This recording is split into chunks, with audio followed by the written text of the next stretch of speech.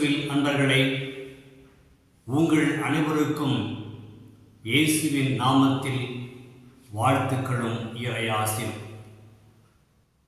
இன்று பிப்ரவரி மாதம் 9ஆம் தேதி 2025 பொது காலத்தின் 5ஆம் நாள்.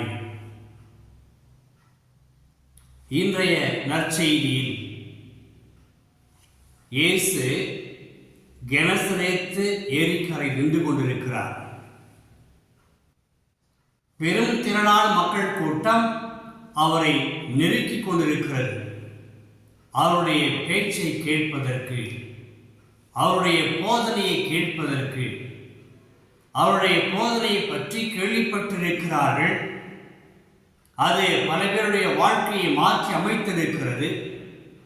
எனவே அந்த ஒரு எதிர்பார்ப்போடு மக்கள் அவரை நோக்கி நெருங்கி வந்து கொண்டிருந்தார்கள். இதை கண்ட இயேசு அங்கு இருந்த இரு படகுகளில் ஒன்று சீமோனுடையது. சீமோன் படகில் ஏறி சீமோனை பார்த்து சற்றே இதை தள்ளிவிடுமாறு கேட்டுக்கொள்கிறார். வார்த்தையை பாருங்கள். இயேசு சீமோன் படகில் ஏறிக்கொண்டு சீமோனை பார்த்து தனக்கு உதவிடுமாறு, என்ன உதவி, சற்றே தள்ளிவிடுமாறு கேட்டுக்கொண்டார். அடுத்ததாக அங்கே அவர் போதிக்க ஆரம்பிக்கிறார். மக்கள் போதனையை வியப்புற்று கேட்கிறார்கள், மகிழ்ச்சியுற்றார்கள், மன நிறைவு பெற்றார்கள். போதனை முடித்த பிறகு இயேசு சீமோனை பார்த்து வலைகளை இன்னும் ஆழமான கடலுக்கு சென்று போடுங்கள் என்று சொல்கிறார். அதற்கு சீமோன், ஐயா, இரவு முழுவதும் நாங்கள் பாடுபட்டு உழைத்தும் ஒன்றும் கிடைக்கவில்லையே. ஆயினும் உமது வார்த்தைகளை நம்பி வலைகளை போடுகிறேன் என்று சொல்லி வலைகளை ஆழ்கடலில் போட்டார். ஏராளமான மீன்பாடு. அவற்றை கண்டு சீமோனும் அவரோடு இருந்தவர்களும் வியப்புற்றார்கள் என்று இறைவார்த்தை சொல்கிறது. அன்பர்களே, முதலில் சொல்லியது போல இயேசு வல்லமை படைத்தவர். அவரால் ஒரு வார்த்தையால் மட்டும் புதுமைகளை செய்ய முடியும். இருப்பினும் தொடக்கத்திலேயே சீமோனின் உதவியை இயேசு நாடினார். அவருடைய படகில் ஏறினார். சீமோனை பார்த்து இந்த படகை சற்று தள்ளிவிடு என்று கேட்டுக்கொள்கிறார். மூன்றாவதாக சீமோன் தன்னுடைய இயலாமையை சொல்கிறார். ஐயா, இரவு முழுவதும் நாங்கள் பாடுபட்டு உழைத்திருக்கிறோம். அவருடைய அறிவு, அவருடைய அனுபவம், அவருடைய ஆற்றல், அவருடைய திறமைகள், மீனவர் என்ற முறையில் எல்லாமே சீமோனுக்கு தெரியும்.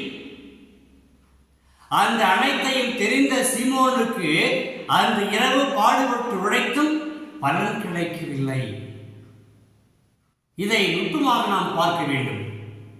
சீமோனுடைய வார்த்தைகள் மட்டுமல்ல, ஒவ்வொரு மனிதனுடைய ஏக்கமும் கூட. மனிதர் மட்டுமல்ல, மானிட குலத்தினுடைய ஏக்கம் கூட. ஏன் சொல்கிறேன்?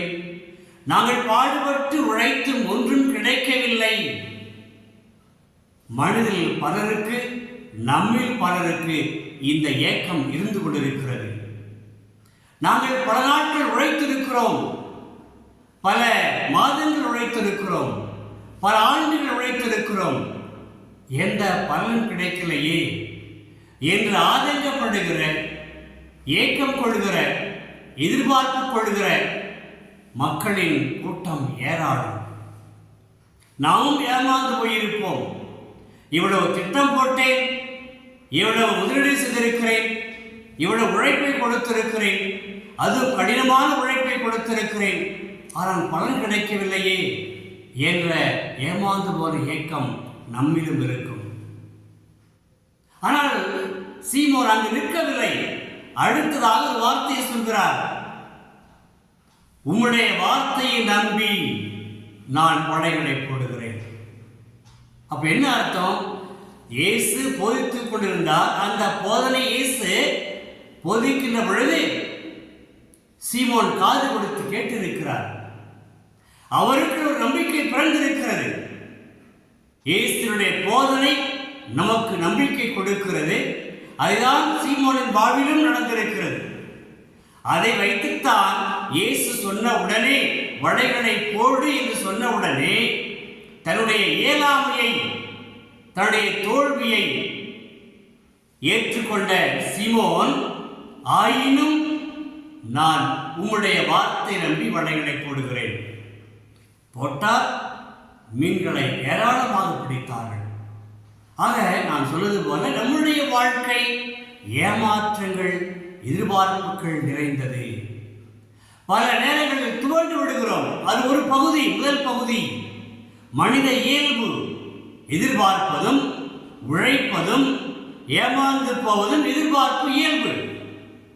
ஆனால் அங்கே நின்று விடாமல் சீமோனை போல இயேசுவின் போதனைகளை கேட்டு, ஆம் உமது வார்த்தைகளை நம்பி நான் மீண்டும் செய்கிறேன் என்ற மனநிலைக்கு சீமோனை போல நாமும் வர வேண்டும். நம்முடைய வாழ்க்கை சூழலில் ஏராளமான ஏமாற்றங்களை பார்க்கிறோம், துயரமான நிகழ்வுகளை பார்க்கிறோம். எதிர்பார்ப்புகள் எல்லாம் நிறைவேறாமல் போகிறது. உழைக்கின்றோம், உழைத்துக் கொண்டே இருக்கிறோம்.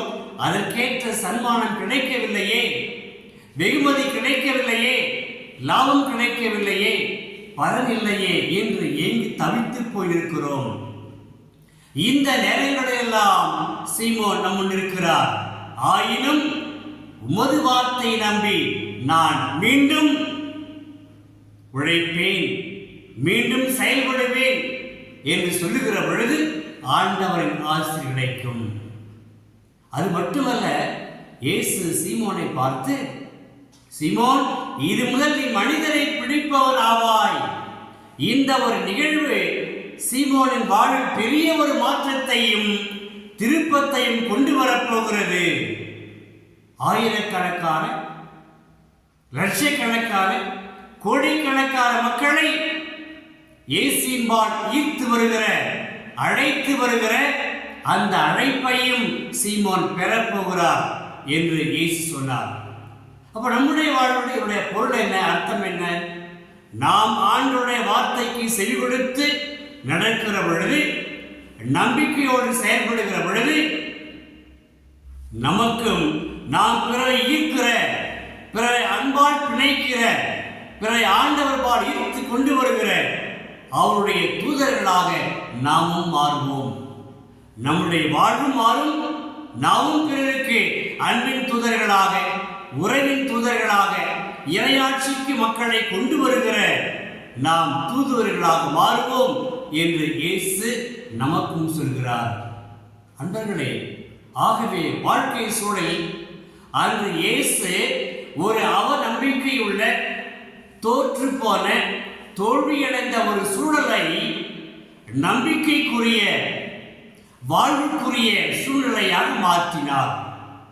நம்முடைய வாழ்வில் நாம் சோதனைகளை வாழ்ந்தாலும், முயற்சி செய்து நாம் துவண்டு போனாலும், தோற்று போனாலும், இறைவன் நம் கூட இருந்து நமக்குள் பேசுகிறார். இதை செய், நம்பிக்கையோடு செய், நீ நலம் பெறுவாய், நீ வாழ்வு பெறுவாய், நீ பலனடைவாய் என்று சீமோனுக்கு சொன்னது போல இன்று நம் ஒவ்வொருவருக்குமே சொல்கிறார்.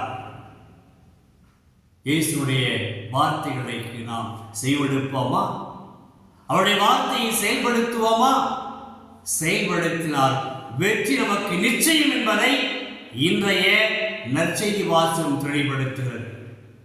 அதுபோல திருத்துதர் பவுலும் என்று சொல்கிறார் 2ஆம் வாசகத்தில், நான் பல சாதனைகளை புரிந்தேன், அது நான் அல்ல, என்னுடன் இருக்கிற ஆண்டவர் அருளால் தான் அனைத்து சாதனைகளும் நடந்தது என்று ஆண்டவருக்கு பெருமை சேர்க்கிறார்.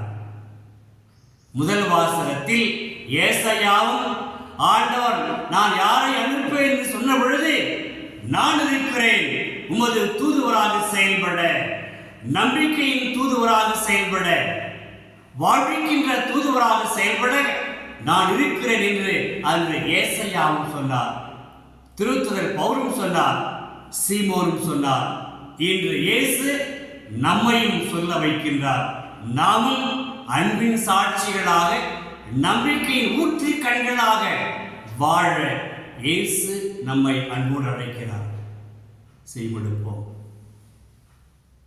அன்பு இயேசுவே, உம்மை வாழ்த்துகிறோம், போற்றுகிறோம், ஆராதிக்கிறோம்.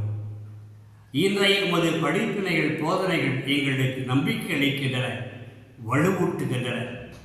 அன்று தோண்டு போயிருந்த சீமோனுக்கு உமது வார்த்தைகளை சொல்லி வழிகாட்டி நிறைய மீன்பாட்டை கொடுக்க உதவினீர். எங்கள் வாழ்விலும் நாங்கள் தோண்டு போன நேரங்களில், சோர்ந்து போன நேரங்களில், தோல்வியை சந்திக்கின்ற நேரங்களில் எல்லாம் நாங்கள் நம்பிக்கை கொள்ளாமல் உமது வார்த்தையை கேட்டு அதை நம்பி செயல்படுகிற, வெற்றியை காண்கின்ற உமது பிள்ளைகளாக எங்களை வாழவையும். இவற்றை உமகன் இயேசு வழியாக கேட்கிறோம் தந்தையே. ஆமேன், ஆமேன். இறைவார்த்தை விதையாக